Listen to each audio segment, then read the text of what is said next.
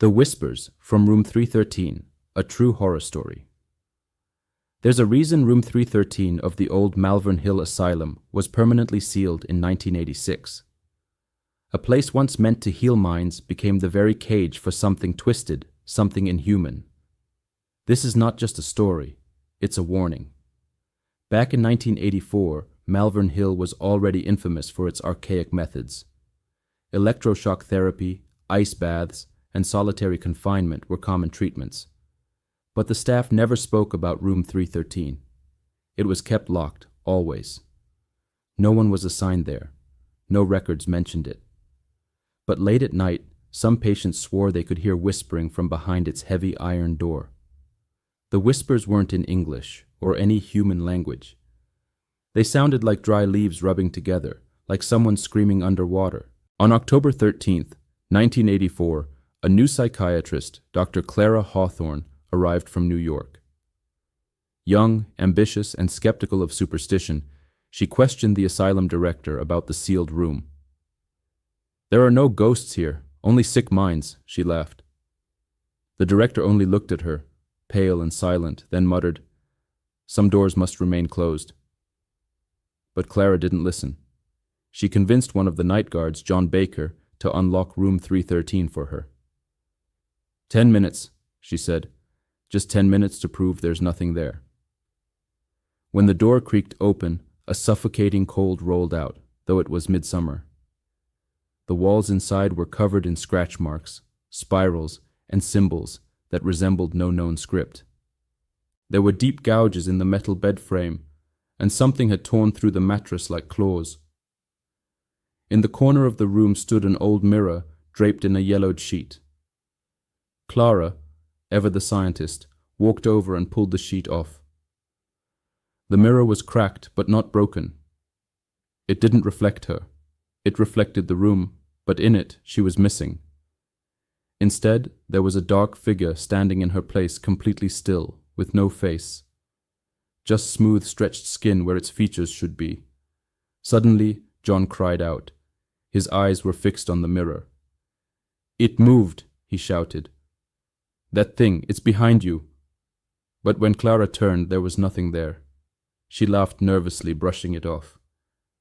"It's just our minds playing tricks." But John wouldn't step into the room. He backed away, shaking, refusing to close the door. "You have 5 minutes," he whispered. "Then I'm leaving." Inside, Clara set her recorder on the bed and began speaking into it. "Patient 0, room 3113. First impressions, abnormal cold, unusual decay of interior." That's when the whispers began. Low, dragging sounds like someone breathing through rotting lungs. The light bulb above her flickered, then died. The room was plunged into darkness. She turned on her flashlight, but the beam was weak, barely cutting through the black. She scanned the walls. More symbols had appeared, fresh and red, as if written in blood. Her heart pounded. The mirror was fogging up. She walked over to it, and as she approached, words began to appear on its surface, written from the inside. "You saw me." Then a hand slammed onto the glass from within the mirror. Pale, gnarled, and long-fingered. Another hand followed. Then a face began to push out of the mirror's surface like flesh trying to escape water. Clara screamed and turned to run, but the door slammed shut on its own. She banged, kicked, shouted for John, but no one answered. On the other side, John heard her screams, then laughter, not hers, something deeper, older. Then silence. When the staff opened the door the next morning, room 313 was empty. The mirror was whole again, perfectly clean.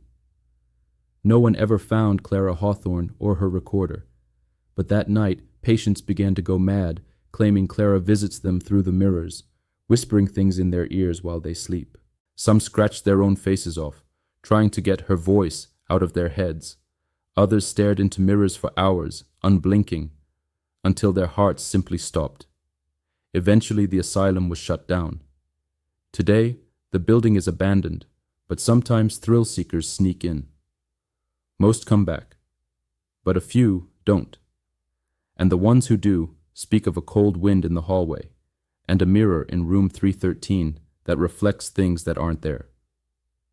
So, if you ever find yourself exploring the ruins of Malvern Hill and you find a door with rusted numbers that read 3113, don't go in, not even for a second.